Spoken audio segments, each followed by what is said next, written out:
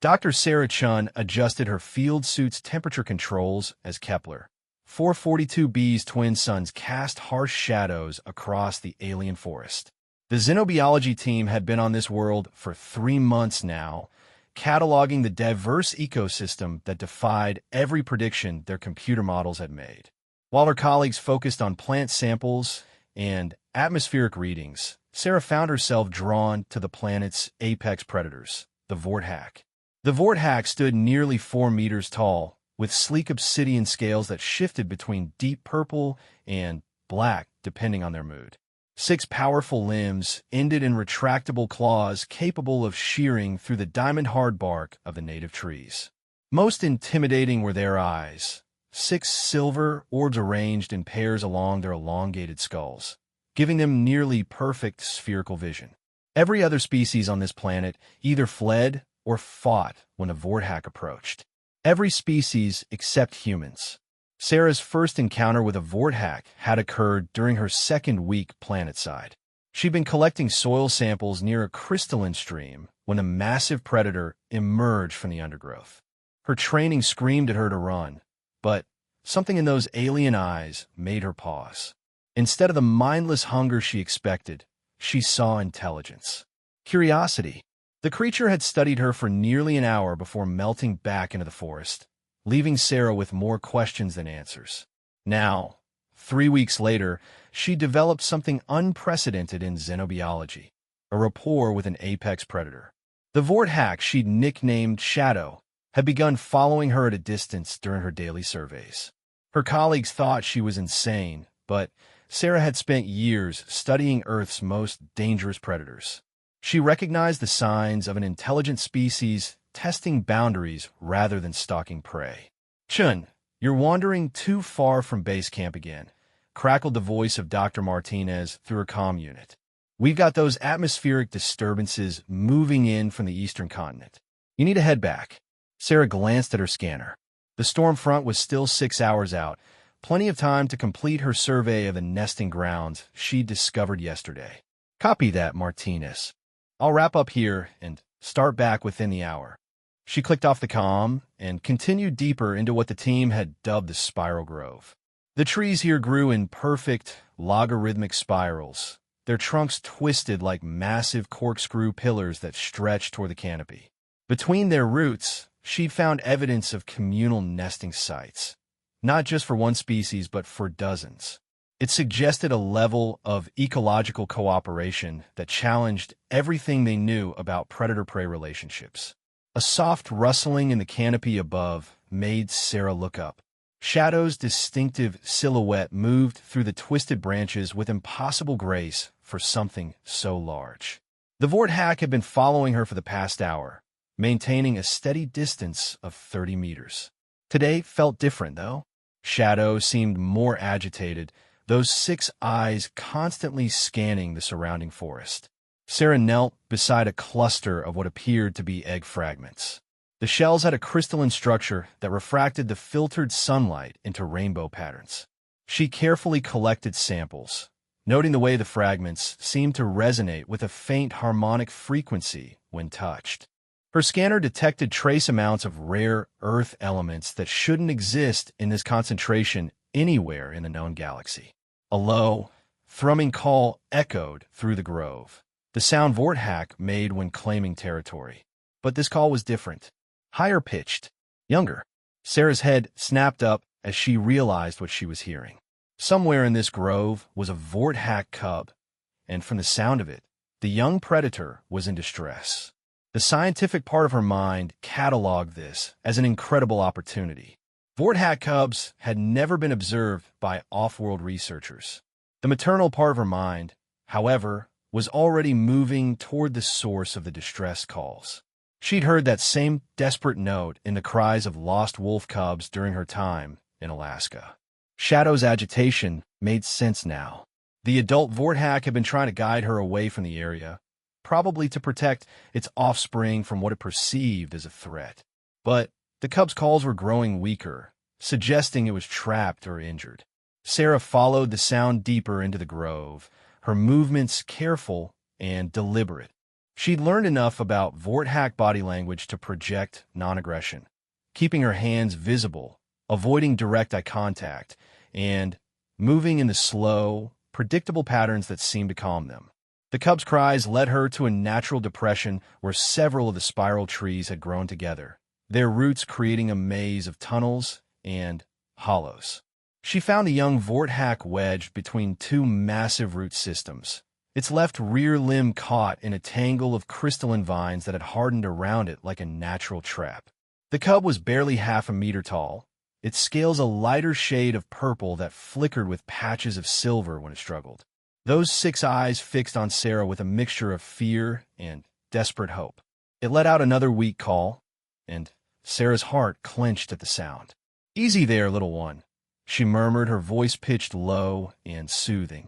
"Let's see what we can do about this." The crystalline vines were unlike anything in the botanical database. They seemed to respond to movement by contracting, which explained how the cub had become so thoroughly trapped. Sarah studied the growth pattern, noting how the vines spiraled around the limb in a way that would tighten with any struggle. She reached into her field kit and retrieved a small sonic cutter, standard equipment for sample collection. The device was designed to vibrate at frequencies that would disrupt molecular bonds in organic materials. If she could match the resonant frequency of the crystalline vines, she might be able to weaken them enough for the cub to break free. The first few attempts produced no effect. The vines were incredibly resilient, their crystalline structure dampening most of the sonic vibrations. Sarah adjusted the frequency, remembering how the egg fragments had resonated when touched. She tried a harmonic sequence based on that earlier observation. The vines began to shimmer, their rigid structure becoming more flexible. The cub sensed the change and started to pull free, but Sarah quickly gestured for it to stop. Too much movement would cause the vines to contract again. "Patience," she whispered, continuing the sonic treatment. Almost there. A shadow fell across the depression as shadow appeared at the edge of the root maze. The adult Vorthack scales had shifted to deep black, a color Sarah had learned indicated high stress or aggression. Those 6 silver eyes studied the scene, taking in the trapped cub and the human working to free it. Sarah forced herself to remain calm. One wrong move now could trigger an attack from an apex predator that outweighed her by a factor of 10. She continued working with the sonic cutter, her movements slow and deliberate. The vines finally loosened enough for the cub to extract its limb. The young Vorthack scrambled backward, away from both the trap and Sarah, but it didn't flee. Instead, it sat in the depression, those 6 eyes studying her with the same intelligent curiosity she'd seen in Shadow.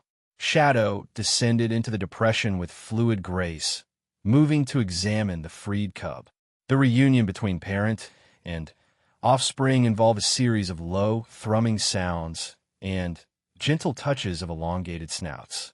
Sarah remained still, not wanting to intrude on the moment, but unable to look away from this glimpse into Vorthack social behavior. The cub suddenly broke away from Shadow and approached Sarah. Before she could react, the young predator had leaped onto her back with surprising gentleness for a creature with retractable claws.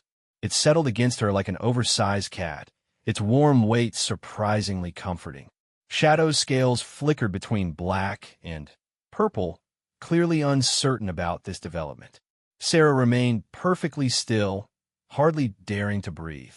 The cub's 6 eyes were closing, exhaustion from its ordeal finally catching up with it. Within minutes, the young Vorthack was asleep, its breathing deep and regular. "Well," Sarah whispered to Shadow, "this is new." The adult Vorthack's scales gradually shifted back to their normal purple-black coloration. Those 6 eyes studied Sarah with what she was beginning to recognize as approval. Shadow settled down nearby, clearly intending to keep watch while the cub rested. Sarah's comm unit crackled again. "Chun, those atmospheric readings are getting worse. The storm's moving faster than predicted. You need to return to base immediately." Sarah glanced at her scanner. The storm front had indeed accelerated, now only 3 hours away. But she couldn't move with the cub sleeping on her back, and she couldn't abandon it to the approaching weather. "Martinez, I've encountered some complications. I'm gonna need to wait out the storm in the field." "Negative, Chun. These aren't normal atmospheric disturbances. We're reading electromagnetic interference that could disrupt your suit's life support systems. You need to..." Static consumed the channel as the storm's leading edge began affecting communications. Sarah was on her own, with an alien predator cub using her as a pillow and its parent watching her every move. The wind began to pick up, causing the spiral trees to sway and creak. Through the canopy, Sarah could see the first signs of the approaching storm. Dark clouds shot through with veins of electric blue lightning that seemed to dance between the upper atmospheric layers. Shadow let out a low call and began moving toward a cluster of particularly large trees whose intertwined roots formed a natural shelter. The adult Vorthack paused, looking back at Sarah expectantly. Understanding dawned. Shadow was inviting her to shelter with them. Sarah stood carefully, supporting the sleeping cub with one hand while following Shadow to the natural shelter. The space between the massive roots was larger than it appeared from outside, with multiple chambers extending deep underground. Shadow led her to the deepest chamber, where the sound of the approaching storm was muted to a distant rumble. The cub stirred as Sarah settled against one of the root walls, its 6 eyes opening briefly before closing again. It readjusted its position on her back, apparently deciding that she made an acceptable bed. Shadow curled up near the chamber entrance, those silver eyes maintaining a watchful vigil.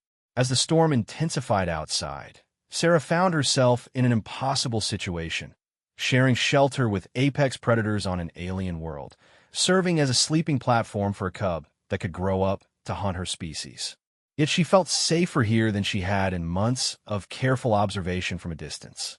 The electromagnetic pulses from the storm created an aurora effect that filtered down through the root system, casting everything in shifting patterns of blue and green light. In that ethereal glow, Sarah studied Shadow's relaxed posture and the cub's peaceful sleep. She was witnessing something unprecedented, a level of trust between humans and alien predators that redefined everything they thought they knew about interspecies relationships. Her field scanner beeped softly, indicating that it had completed a passive scan of both Vorthack. The data would revolutionize xenobiology, but more than that, it represented the beginning of something entirely new. First contact protocols assumed that apex predators would be hostile or at best indifferent to human presence. The Vorthack were proving that assumption catastrophically wrong. The cub shifted in its sleep, and Sarah felt the gentle pressure of its breathing against her back. Outside, the storm raged with increasing intensity, but here in this natural shelter, protected by one of the most dangerous predators on Kepler, 442b, she felt oddly at peace. Tomorrow would bring questions from her team, reports to file, and protocols to rewrite. But, for now, Sarah Chun was content to serve as a pillow for a sleeping predator cub while its parent kept watch through the storm. She was discovering that sometimes the most profound scientific breakthroughs came not from careful observation at a safe distance, but from a simple act of reaching out to help when help was needed. The storm would rage for hours yet, but Sarah suspected that when it